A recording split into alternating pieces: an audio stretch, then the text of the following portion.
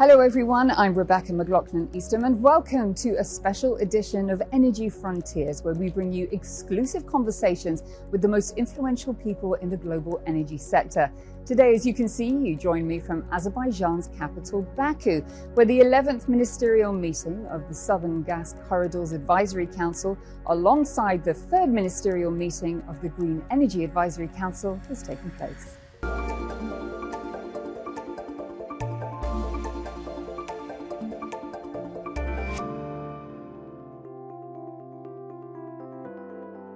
Azerbaijan is leveraging its strategic location to become not only a supplier, but a critical connector between energy-rich regions and energy-dependent markets. With its southern gas corridor transporting billions of cubic meters of natural gas to 12 countries, 10 of them in Europe and 8 of them member states, the nation is also committed to supplying green energy to Europe. On the sidelines of ministerial meetings in Baku's Gulistan Palace, Azerbaijan's Energy Minister Parvez Shahbazov shed light on the country's ambition to become a regional energy hub and a reliable energy partner in turbulent geopolitical times. Minister, thank you very much for speaking to me today. Thank you very much for inviting me. Minister, let me start by asking you about Azerbaijan's plans for expanding capacity of the Southern Gas Corridor and further enhancing energy security to Europe. The Southern Gas Corridor project has been from the very beginning designed in a way that it can be expanded. Of course, we need more investment and financing. And we need, of course, the long-term contractual arrangements for this. And of course, as the most recipients of the natural gas from Azerbaijan are the European countries, we need also the close involvement and support of the European Union and the European Commission, who would like also to have the access to the European Union programs and funds that are available for the energy security and also the energy transition. Well, let me pick up on that, because may I ask you how you're balancing your energy portfolio, as you say, marrying the two, the traditional oil and gas, the fossil fuels, with renewables, whilst also remaining committed to mitigating climate change and delivering an energy transition? Yeah, very good question. Actually, we have planned 10 power stations for wind and solar until 2027. And the installed capacity of the renewables in the overall share in the generation of electricity in Azerbaijan will get already by 2027 more than 33%. But it is only for the domestic use. We have additional projects to export green energy to our long-standing traditional partners in Europe. Picking up on that, we can refer to the Caspian Black Sea European Green Corridor, of course. What might be a status report? How is it going? So it is Azerbaijan, Georgia, Romania, Hungary, and the European Commission has been with us all the time from the very beginning. So it is something that also should bring more energy security and energy transition to Europe. We have already established a joint company in Bucharest.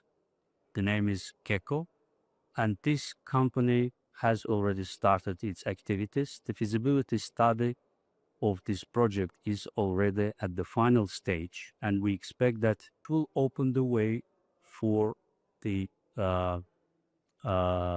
taking decision on investment decision on this project and start tendering this project. You've touched upon some of the agreements, the collaborations that you have with other nations, the EU and beyond. What does the roadmap look like for partnerships beyond 2025?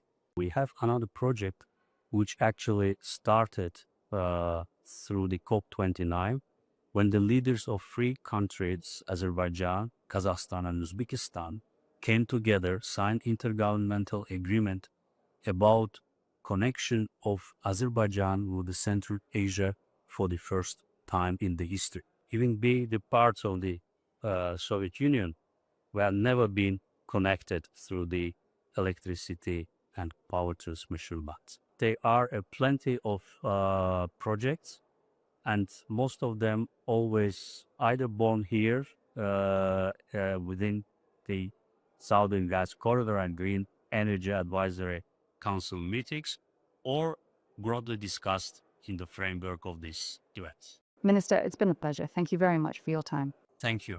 Thank you very much. I also had the opportunity to sit down with the EU's Commissioner for Energy and Housing to discuss everything from energy security to supply diversification and, of course, the all-important transition to renewables. Commissioner Dan Jurgensen is the co-chair of the Southern Gas Corridor Advisory Council. And when we met in Baku, I began by asking him what was top of his priority list and how he wanted his tenure to be defined, given the challenging times Europe was facing with energy security. We don't want to be dependent on fossil fuels, especially gas from Russia. We want to be 100% independent of that. We can no longer be in a situation where we indirectly help finance Putin's war. So for us, it's very, very important to have good friends and partners that can help us. As European countries rapidly diversified their energy sources, natural gas became central to energy security discussions. While the advantages of the transition fuel include helping to meet rising demand and emitting less CO2 than coal and oil, challenges like infrastructure bottlenecks and managing price volatility remain top of mind for European leaders. There's no doubt that gas is also going to be important for us in Europe for some years to come. We need to find a balance because on one hand, we are obviously in the middle of a transition. We want to move away from fossil fuels, including gas.